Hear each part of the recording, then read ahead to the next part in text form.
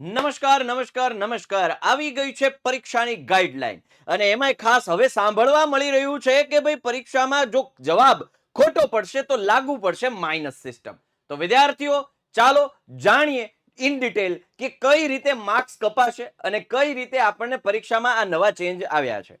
તો વિદ્યાર્થીઓ, હું વાત કરી રહ્યો છું આપણા વિદ્યાકુલ દ્વારા જે અરેન્જ કરવામાં આવી છે એવી ગુજરાત ટેલેન્ટ સર્ચ એક્ઝામિનેશન એટલે કે જીટીએસસી ની. તો વિદ્યાર્થીઓ, આ ગાઈડલાઈન તમને હવે જાહેર કરું છું, એસઓપી જાહેર કરું છું કે ભાઈ કે જે જીટીએસસી 2024 1 કરોડ સ્કોલરશિપ જેનું આયોજન અમે કરેલું છે કે સ્ટાન્ડર્ડ 9th અને 11th માટે, તો એ માટે એનો આગળનો એક વિડીયો છે એ ઓલરેડી અમે લોન્ચ કરી ચૂક્યા છે. એની લિંક હું ડિસ્ક્રિપ્શનમાં આપી દઉં છું. અને હા, સાથે સાથે એમાં કઈ રીતે એક્ઝામ દેવાની, ઘણા બધા વિદ્યાર્થીઓનો પ્રશ્ન હતો કે એક્ઝામ કઈ રીતે દેવાની છે, ટાઈમ કેટલો મળશે, શું છે, તો એ દરેક વસ્તુ છે એ આ વિડીયોમાં હું તમને જણાવવા જઈ રહ્યો છું. તો વિદ્યાર્થીઓ, આ વિડીયો તમારા માટે બહુ જ કામનો સાબિત થવાનો છે. તો આ ટેસ્ટને સોલ્વ કરવા માટે તમારી પાસે 60 મિનિટ હશે. ઓકે, મિનિટ કેટલી છે ટોટલ? 60. સવાલ કેટલા છે? 50. આ ટેસ્ટમાં 50 પ્રશ્નના કુલ 100 ગુણ રહેશે, એટલે કે એક પ્રશ્ન 2 માર્કનો છે. દરેક પ્રશ્નના 4 વિકલ્પ રહેશે. જે વિકલ્પ તમને યોગ્ય લાગે તેના પર તમારે ક્લિક કરવાનું રહેશે, એટલે તમારો જવાબ છે એ સબમિટ થઈ જશે. બરાબર, જવાબ છે એ ગણાશે. પણ હા, પછી તમને એમ થાય કે જવાબ બદલાવશે તો એ પણ તમને છૂટછાટ આપેલી છે. કદાચ તમારે જો જવાબ બદલાવવો હોય તો તમે જવાબ બદલી પણ શકો છો. સ્ટાર્ટ ટેસ્ટ પર ક્લિક કરીને તમે પોતાની ટેસ્ટ શરૂ કરી શકો છો. બીજું, જે માઇનસ સિસ્ટમ છે કઈ રીતે છે, જો જવાબ સાચો પડશે તો +2 માર્ક, એટલે જે 2 માર્ક મળે છે એ 2 માર્ક મળ્યા. પણ જો જવાબ ખોટો પડશે તો 0.5 માર્ક માઇનસ રહેશે, એટલે કે જવાબ ખોટો પડે તો 2 માર્ક તો તમને નથી જ મળવાના. અને બીજા 0.5 તમારા સાચામાંથી પણ 0.5 માઇનસ ગણાશે, એટલે ટોટલ 2.5 માર્ક કપાય. 2 માર્ક તો ઓલરેડી તમારા ગયા છે અને અડધો માર્ક તમારો સાચામાંથી પણ માઇનસ થશે, એટલે આ રીતે માઇનસ છે. ફરી એક વખત સમજાવું છું. માનો કે કોઈ એક જવાબ છે, મેં એક સવાલ આપ્યો, એનો જવાબ સાચો પડ્યો એટલે મને 2 માર્ક મારા ખાતામાં આવી ગયા.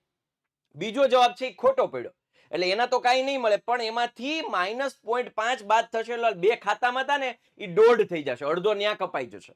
એટલે આ માઇનસ સિસ્ટમ છે. તો આ માઇનસ સિસ્ટમ છે, ખાસ ધ્યાન રાખજો. જવાબ આપતા પહેલા ગણતરીઓ, જો ગાણિતિક વિષય હોય તો ગણતરીઓ વ્યવસ્થિત કરજો અને પછી જવાબ સિલેક્ટ કરજો.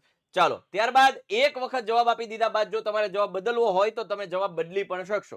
સ્ક્રીન પર જમણી બાજુ પ્રશ્નોનો ક્રમ આપ્યો હશે, કોઈ પણ ક્રમ પર જઈ અને તમે તે પ્રશ્નોનો જવાબ આપી શકશો. એવું નથી ક્રમમાં એક આપો તો જ બીજાને ખુલે, બીજો આપો તો જ તમને ત્રીજો સવાલ દેખાય, ત્રીજો આપો તો જ ચોથો, નહીં. તમને બાજુમાં નંબર આપેલા છે, કોઈ પણ ઉપર ક્લિક કરશો એટલે તમે સીધા એ જવાબ ઉપર જમ્પ, સવાલ ઉપર જમ્પ કરી શકશો અને તમે જવાબ આપી શકશો. જેવો જવાબ અપાઈ જાય એટલે ત્યાં એનો કલર છે એ બદલી જશે.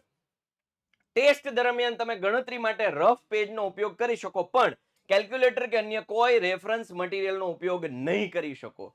એકદમ સ્ટ્રિક્ટલી આ ઇન્સ્ટ્રક્શન છે. તમે હા, રફ પેજ ગણતરી માટે કરી શકો, બાકી કોઈ રેફરન્સ મટીરિયલનો ઉપયોગ નહીં કરી શકો. ટેસ્ટ પૂરી ન થાય ત્યાં સુધી સબમિટ ટેસ્ટ પર ક્લિક ન કરતા. જો એક વખત ક્લિક થઈ ગયું તો ફરી પાછી તમે ટેસ્ટ નહીં આપી શકો.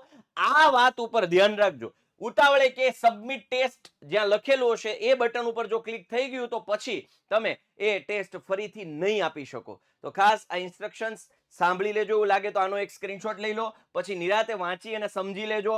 બરાબર, ત્યારબાદ આનો એક સ્ક્રીનશોટ લઈ લો, નિરાતે વાંચી અને સમજી લેજો. બરાબર છે? ચાલો, ડેટ આપી દઉં. ડેટ ઓફ જીટીએસસી જે મેઇન એક્ઝામ આપણી છે એ લેવાશે 14 જાન્યુઆરીએ. આન્સર કી 14 જાન્યુઆરીએ મળી જશે. ટાઈમ તમને આપું છું, સાંભળી લેજો. ધોરણ 9 માટે 9 વાગ્યે, ધોરણ 11 માટે 11 વાગ્યે. ધોરણ 9 માટે 9 વાગ્યે, 11 ધોરણ 11 માટે 11 વાગ્યે. ઓકે, સવારમાં હા.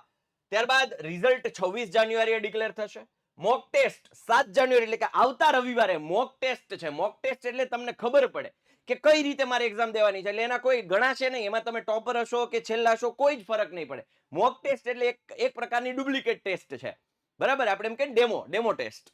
તો એ ડેમો ટેસ્ટ છે. અને ક્વિઝ 8 જાન્યુઆરી થી 13 જાન્યુઆરી ડેઈલી તમે 10-10 સવાલની ક્વિઝ અમે જે કંઈ પણ અમે અરેન્જ કરેલી છે એ પ્રમાણે તમે ક્વિઝ આપી શકશો. ડ્યુરેશન ઓફ જીટીએસસી 60 મિનિટ મેં અગાઉ કીધું એમ.